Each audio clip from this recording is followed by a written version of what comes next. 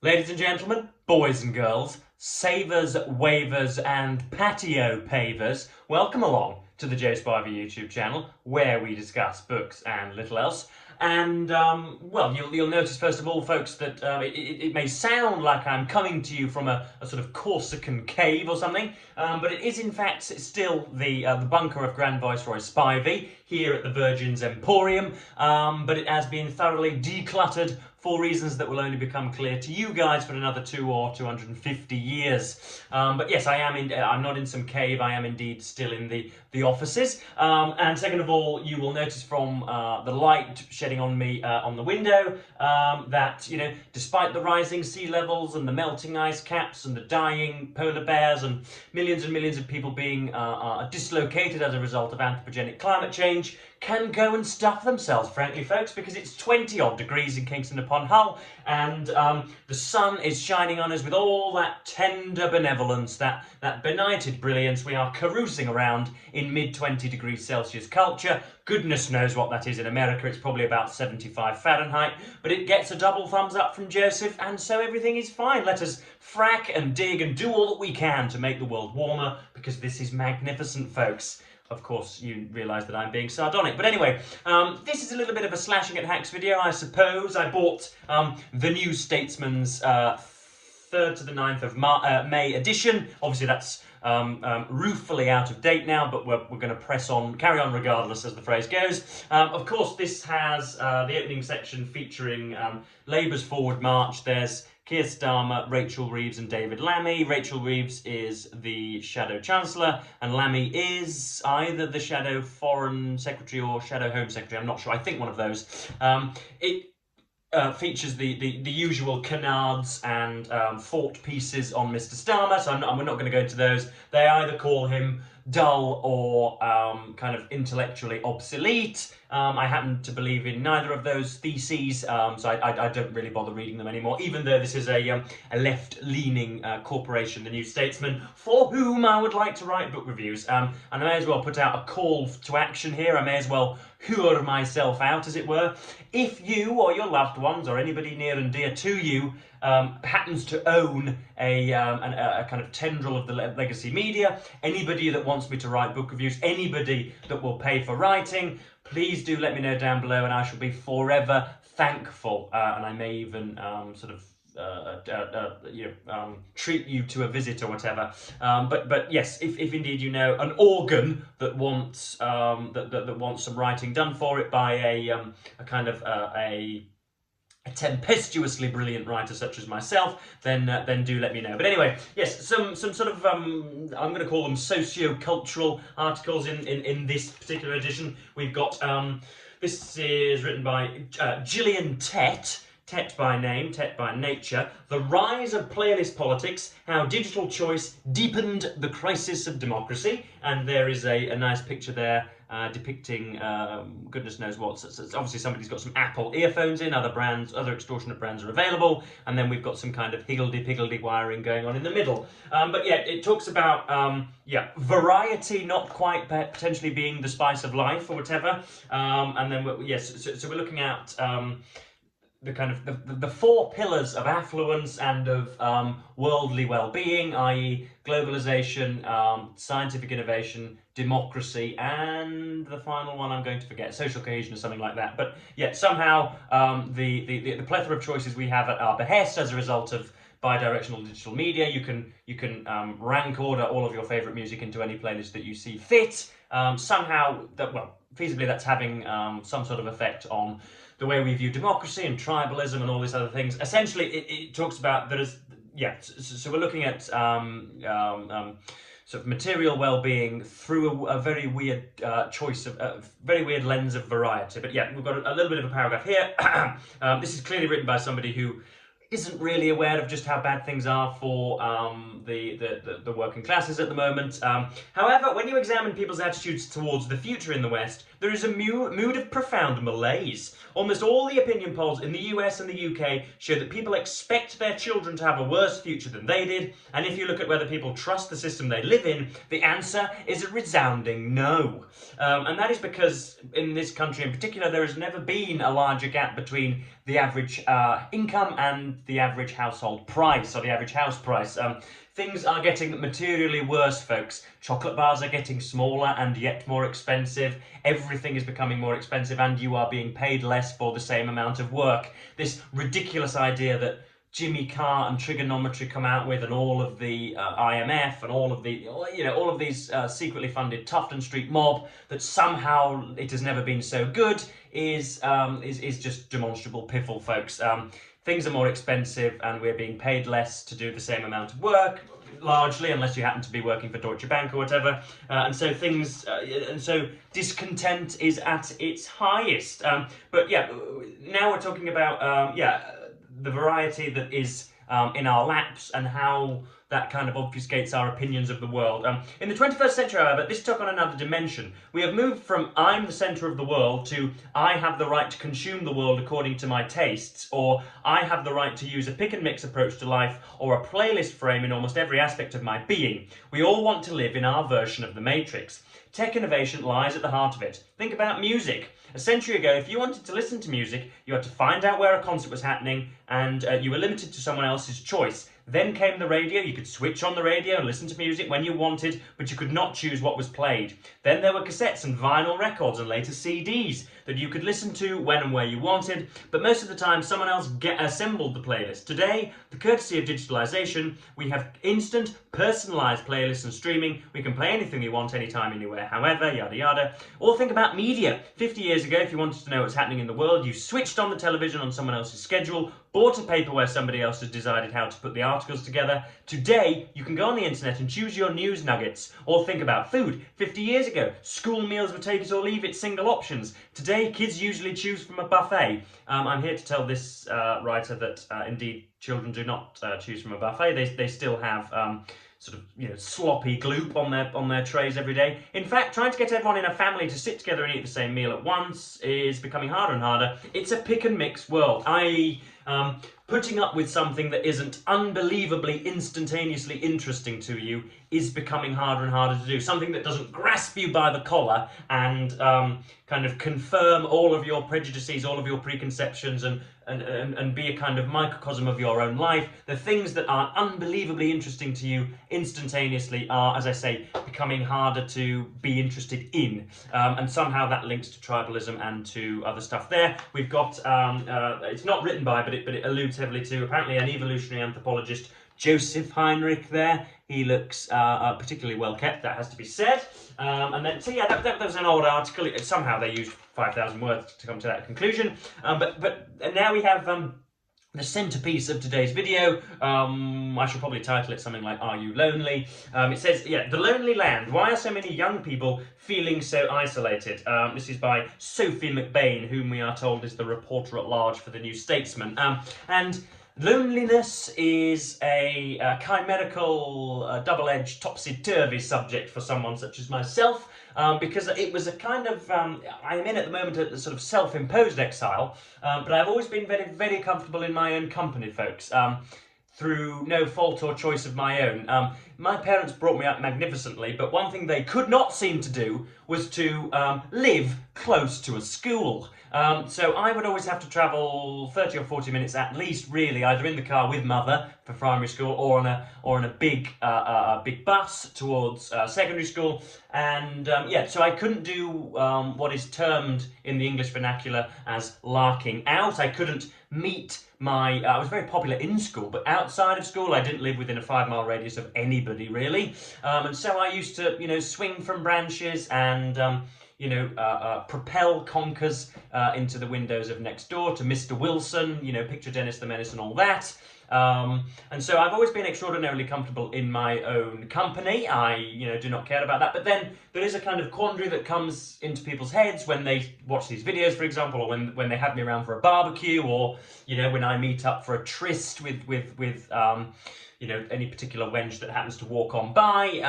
They notice that I'm a particularly gregarious and eccentric, and I'm obviously somebody who revels in the company of others, and yet I spend most of the time not speaking to anybody, and so it is something that always sits with me. It's a topic I'm kind of enduringly interested in. So yeah, it's just that's a little bit of imperial evidence for you. But yes, Miss McBain has an awful lot of things to say. Just for example, I don't think I've spoken to one person who is below the age of 30 and not a family member in the last 6 months. One, not 17 today, one in the last 6 months. And I would be lying if I said that I am, kind of completely satisfied with that situation.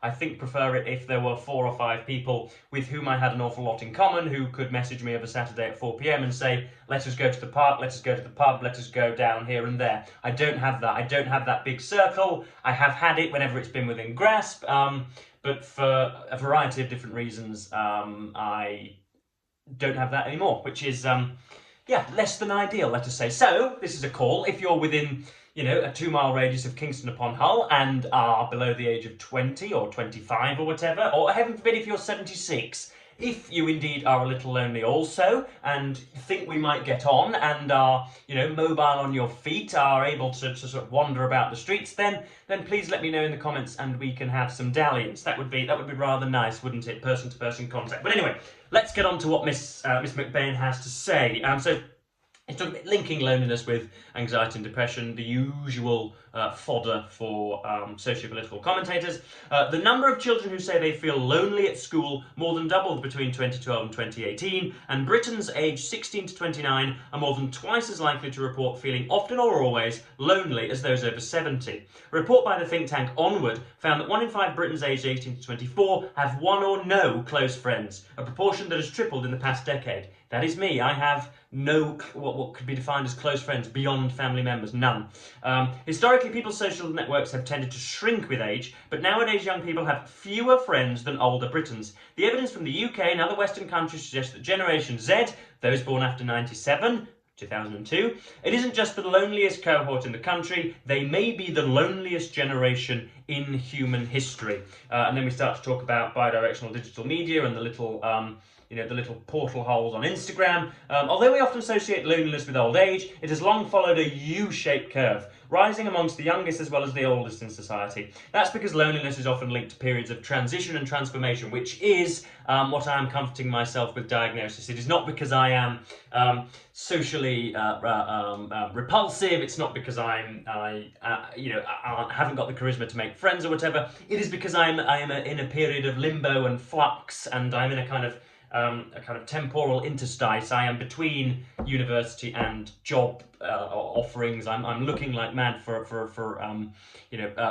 professional vocation. But yeah, it's because I'm at the moment swimming between the lily pads that I don't have anybody in my life. Not because I'm a reprehensible blackguard or whatever. So that's what I'm putting it down to. Bereavement, retirement, leaving home or being left behind, forging a new identity. Loneliness can be the price we pay for freedom. The freedom of self-expression, reinvention and relocation. It can be adaptive, a useful response, yada yada yada.